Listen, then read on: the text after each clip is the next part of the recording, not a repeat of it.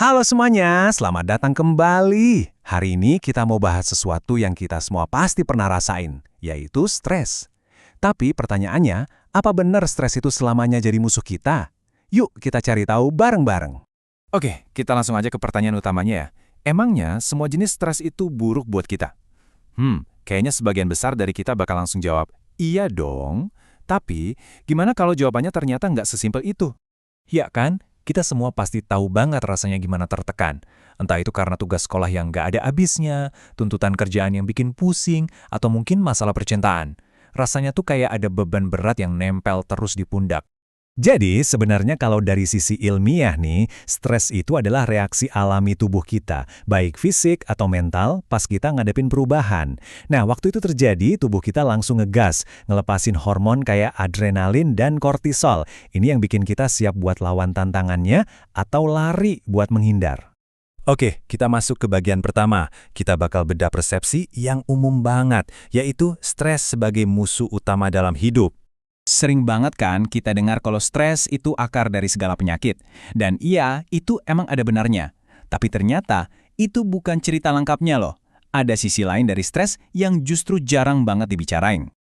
Nah, ini dia nih bagian yang paling serunya. Yuk kita kenalan sama konsep stres yang baik.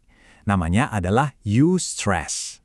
Jadi, orang di balik konsep keren ini tuh seorang ahli endokrinologi bernama Hans Selye. Dialah orang pertama yang sadar kalau stres itu nggak bisa dipukul rata, ada jenis-jenisnya, dan penemuannya ini benar-benar mengubah cara pandang kita soal tekanan. Terus, eustress itu apa sih? Gampangnya, ini adalah stres yang positif. Stres yang bukannya bikin kita jatuh, tapi malah bikin kita jadi lebih kuat, lebih matang, dan lebih semangat buat ngelakuin sesuatu. Dengan eustress, kita ngelihat masalah itu bukan sebagai ancaman, tapi sebagai tantangan seru. Regis Majdi ngasih contoh yang pas banget. Coba bayangin deh, kamu mau presentasi di depan banyak orang. Pasti deg-degan kan? Nah, rasa gugup itu sebenarnya stres. Tapi justru stres itulah yang bikin kamu latihan lagi, siapin materi lebih mateng, biar bisa tampil maksimal. Nah, itulah eustress lagi bekerja. Tapi tentu aja ada sisi sebaliknya. Sekarang yuk kita bahas jenis stres yang mungkin udah lebih kita kenal dan kita hindari, yaitu distress.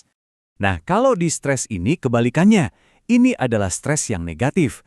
Jenis stres yang sering kita sebut-sebut yang bisa ngerusak kesehatan fisik dan mental, nurunin performa kerja, dan kalau dibiarin ya bisa bikin hidup kita berantakan.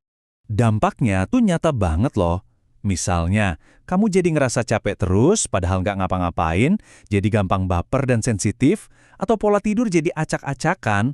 Bahkan bisa sampai muncul rasa putus asa dan performa kamu di sekolah atau kantor anjlok drastis. Inilah wajah asli dari distress. Nah loh, kalau pemicunya bisa sama, terus apa dong yang bedain antara stres baik dan stres buruk? Jawabannya ada di reaksi kita sendiri. Ini dia kuncinya teman-teman. Satu kejadian yang sama persis bisa jadi eustress buat satu orang, tapi jadi distress buat orang lain.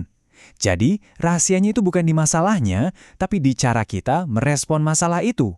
Kuncinya ada di diri kita sendiri. Coba deh, kita lihat bedanya di sini jelas banget. Di satu sisi, eustress itu bikin kita semangat, kayak dapet tantangan baru. Sebaliknya, distress malah bikin cemas dan ngabisin energi. Eustress bantu kita jadi lebih baik, dan kita ngerasa masih bisa ngendalin situasinya. Kalau distress, performa kita anjlok dan rasanya semua itu di luar kendali, bikin kewalahan. Ujung-ujungnya, eustress bikin kita tumbuh, sementara distress bisa bikin kita burn out. Oke, kita udah tahu bedanya kan? Pertanyaan besarnya sekarang, terus gimana caranya kita bisa mengubah stres yang tadinya negatif jadi sesuatu yang positif? Nah, ini dia langkah-langkah praktisnya. Ada dua cara gampang nih buat mulai ngelatih eustress. Pertama, coba deh beraniin diri buat keluar dari zona nyaman. Ambil tantangan baru, coba hal-hal yang belum pernah kamu lakuin. Kedua, jangan lupa sama tujuan jangka panjang kamu.